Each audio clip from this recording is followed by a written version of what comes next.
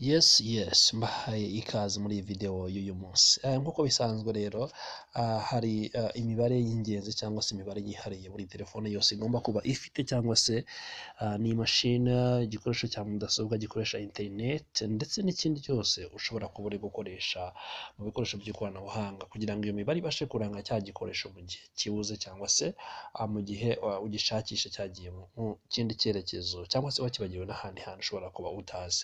So uyu munsi rero nk'uko telefone nazo zigira iyo mibare y'ibanga cyangwa se IMEI cyangwa se icyo twise IMEI ya telefone yawe. So ni imibare rero iba ifite telefone ku buryo ushobora kuyifashisha mu gihe telefone yawe yabuze, cyangwa se mu gihe hari ibindi bibazo bishobora kuba bizamutse kuri telefone yawe.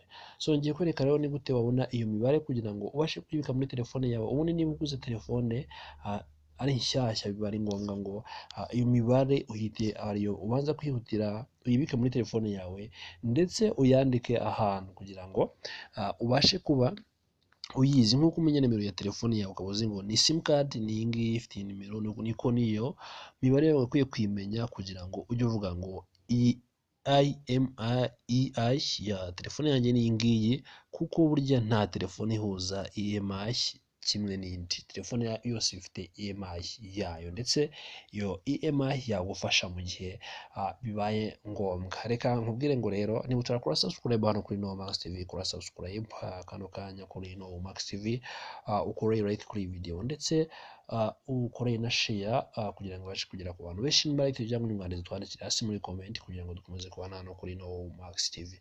So reka rero dutangire. Ngiye gufungura setting ya telefone yanjye. Uri kubona ko nafunguye setting ya telefone yanjye. So buri telefone yose igira setting, ikagira options zitandukanye. So uri kubona ko izi option aho uzibona ahangaha hari option igaragaza ngo ni system. So uri kubona hano hasi hari system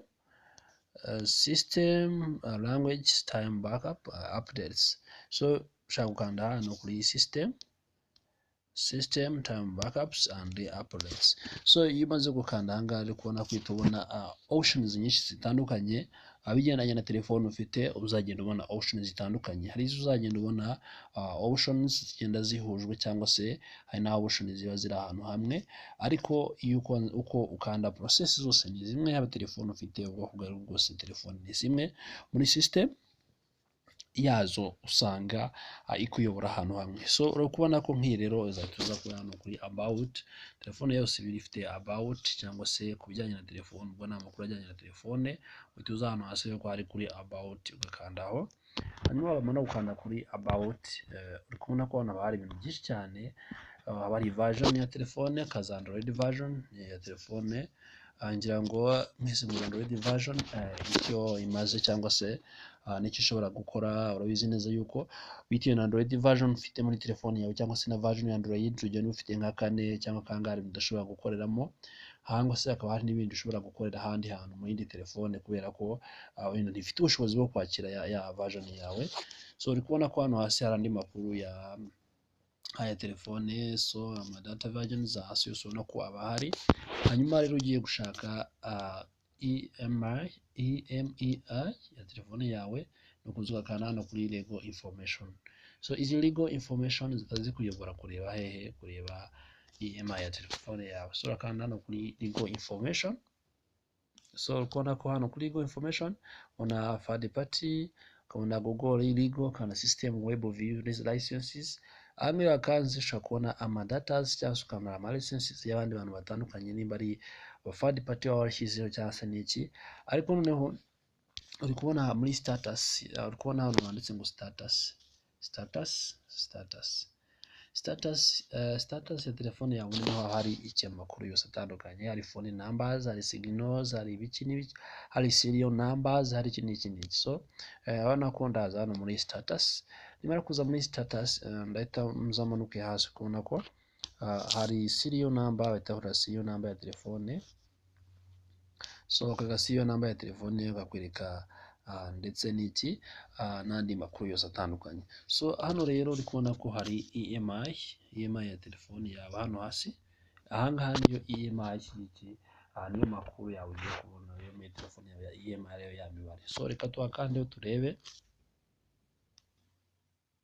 nk'uko ubibona rero ahangaha iyo ni IMEI ya telefone yanjye.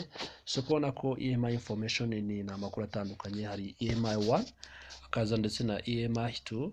So IMEI 1 ngiriya na IMEI 2 ngiriya, so zose zifite imibare itandukanye ya muri 16, sorry, ni imibare itandukanye ahangaha ushobora gufata muri telefone yawe ndetse ukayandika kugira ngo ijye itandukanye telefone yawe n'indi telefone, ndetse mu gihe telefone yawe yagize ikibazo cyangwa se yabashije kuba wayibura, ubashe kuba wakoresha iyo mibare kugira ngo, cyangwa se babashe kuba bakoresha imibare nawe ari kugufasha kugira ngo ubashe kubona telefone yawe igaruka mu buryo bworoshye cyane. Reka ngushimire cyane rero kandi nkubwire ngo niba utarakora subscribe hano kuri ino Max TV, kora subscribe, ukore like ndetse ukore na share kuri iyi video.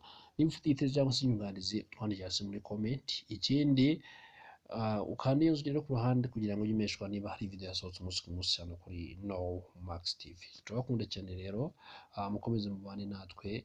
Ciao ciao.